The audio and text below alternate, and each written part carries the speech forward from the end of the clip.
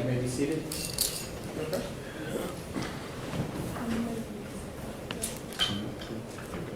All right, so good morning. We're here on case number 692604, State of Ohio versus Bionca Ellis.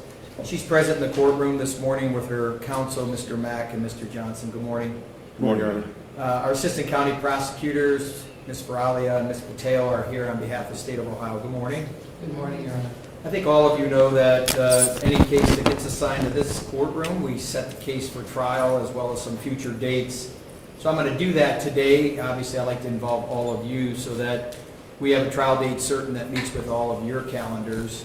Whether that date moves or remains a date on the record or on the books will be determined on how we proceed with the case. It's a 10-count indictment. Aggravated murder is count 1. Counts 2 and 3 are charged in the alternative on the murder counts. Counts 4, felonious assault. Count 5, endangering children. And then count 6 and 7 in the alternative, the attempted murder charge. And then count 8, the felonious assault. I know the parties wanted to have some discussion with the court on the record. What I'd like to do is for Ms. Ellis, just for you to understand, I will have you in the courtroom when we are on the record. If the lawyers are just meeting independently, I will not bring you up. Your lawyers have the opportunity to meet with you in the county jail. In addition to that, the lawyers, I believe you know that occasionally the deputies with notice will allow us an opportunity to meet here, you to meet your client here on the floor, meaning you need to review evidence of sorts, and it might be easier here. So those are something that can be worked out through my bailiff and the sheriff's department if it actually works with your calendars, and I think you both know that as well. Yeah, sure. In setting this, I'll ask the State of Ohio first about discovery. What discovery is outstanding? If you can give me at least information of when you expect certain discovery, just so that I'm aware of what might be out there or not out there. I would say this, that blower above you is running continuously. It has not turned off since COVID, although it paused for a minute during trial last week. So those microphones in front of you, if you can hit the green button or the button in front, that will turn the green on, and then maybe pull the microphone close to you. Even if you stand, you can put it up. But the button in front, if you can just hit it, it'll carry your voice. So let me hear from the State of Ohio, Ms. Fletcher. I believe it's on, Your Honor. Yes, if your green light's on, you're on. Thank you. Yes. Good morning, Your Honor. Good morning. On behalf of the State of Ohio, Anna Frelia, and this morning, Your Honor, with regards to discovery, some discovery has been transferred over to the defense via the portal.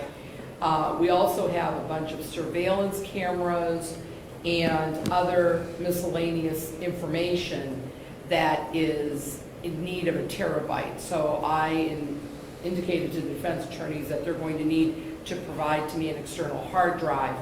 I also have been in contact with the medical examiner's office, and they indicated that I should probably have an autopsy report within the next 3 to 4 weeks with regards to the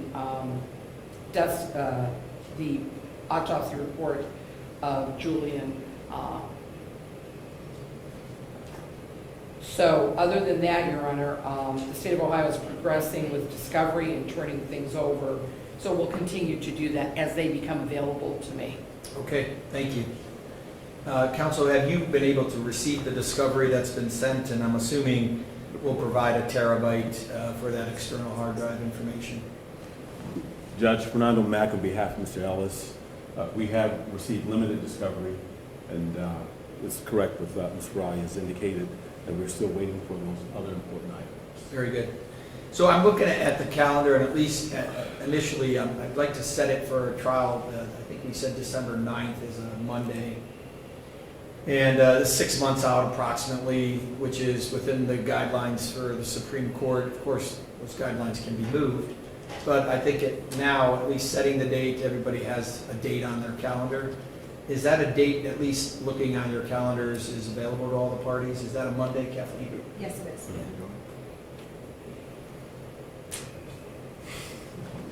We seem to be the one, Judge, but that Yes. may not work out for my schedule.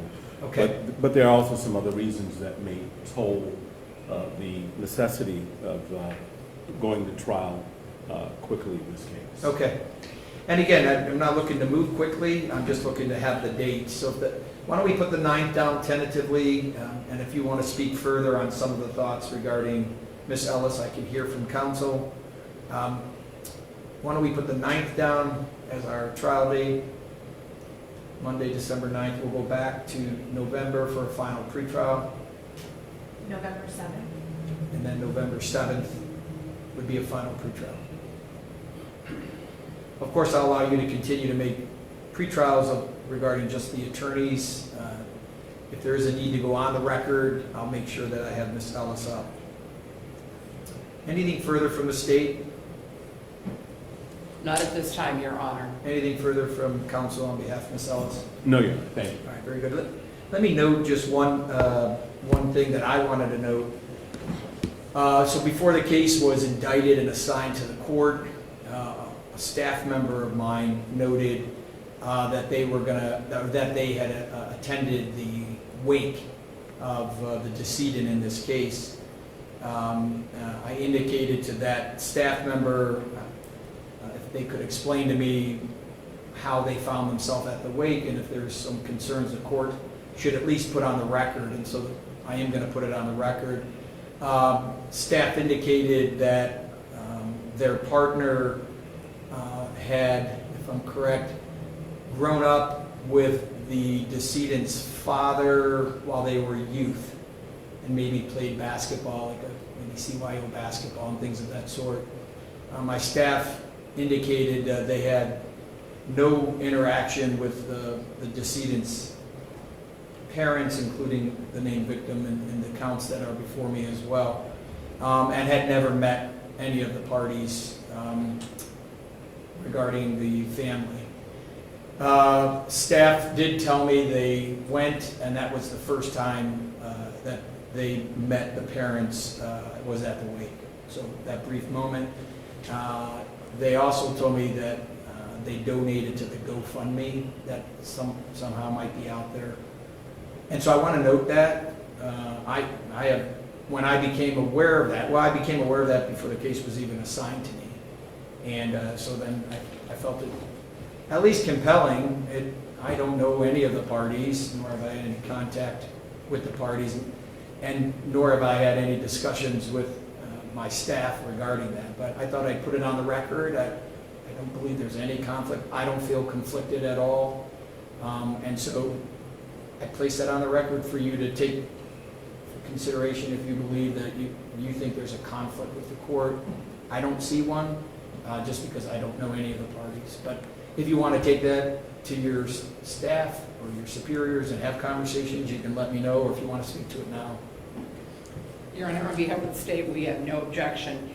In the efforts of being transparent, the members of the Wood family are related to a staff member in the prosecutor's office as well, and that person will have no contact or anything with regards to this case. So with regards to that, we like to put that on the record as well and let the defense know that.